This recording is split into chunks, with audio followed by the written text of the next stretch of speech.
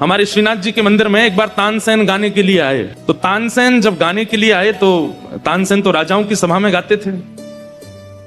तो गोसाई श्री विठलनाथ जी ने कुंभन दास जी, भगवान के अष्ट सखाओं में एक सखा श्री कुंभन दास, जिनका स्वर सुन के परमात्मा झूम उठते थे वो कुंभन दास, और जिनका स्वर सुन के समाज झूमता था वो तानसेन। तो तानसेन जी जब गाने के लिए आए तो गोसाई श्री विठलनाथ जी ने कुंभन दास जी को उनकी सेवा में मतलब भाई बड़ा गायक है, आगरा से आ रहा है, उनका बैठने की प्रबंध, उनके जलपान की प्रबंध में कुंभन दास जी को लगाया। ध्यान से सुनिएगा, कुंभन दास जी ऐसे अद्भुत गायक हैं कि ठाकुर जी के नेत्र सजल हो जाते हैं कई बार उनका स्वर सुन के। लेकिन तानसेन के सन्मुख वे ऐसे रह रहे हैं कि तानसेन को पता ही नहीं चला कि ये गायक हैं।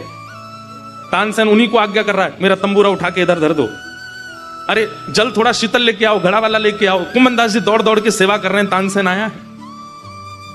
तानसेन ने जब गायन किया ठाकुर जी के सन्मुख तो वाह वाह हुई, खूब वाह वाह करने लगे सब लोग। और थोड़ी देर गाने के बाद तानसेन ने आज्ञा ली, गोसाई श्री विठलनाथ जी से कहा मेरी सेवा पूर्ण हुई।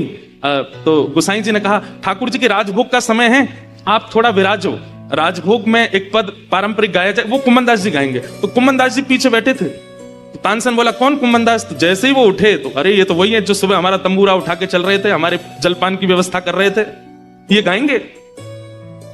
तानसेन जी बोला आओ आओ बैठो, हमें नहीं पता था तुम गाना जानते हो। नहीं नहीं हम तो कुछ नहीं जानते।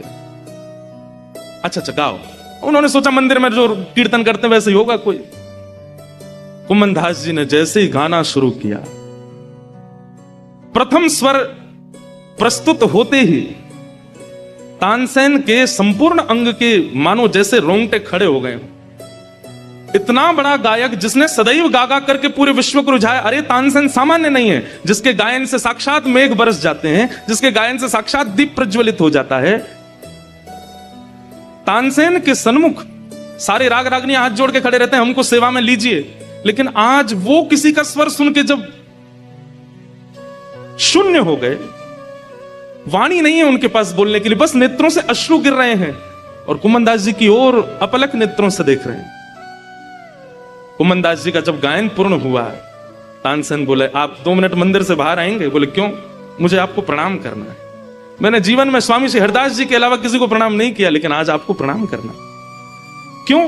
बोले प्रणाम का कारण ये नहीं कि आपका स्वर बहुत अच्छा था, कारण ये कि इतना सुंदर स्वर होने के बाद भी सुबह से आप मेरे साथ हो, आपके चाल ढाल बोली चाली उठने बैठने से एक बार भी आपने ये पता नहीं लगने दिया कि आप गायक हो। ये इस बात का प्रमाण है कि आपको ठाकुर जी प्राप्त हो गए, क्योंकि आप अपने गुण को छुपा रहे हो।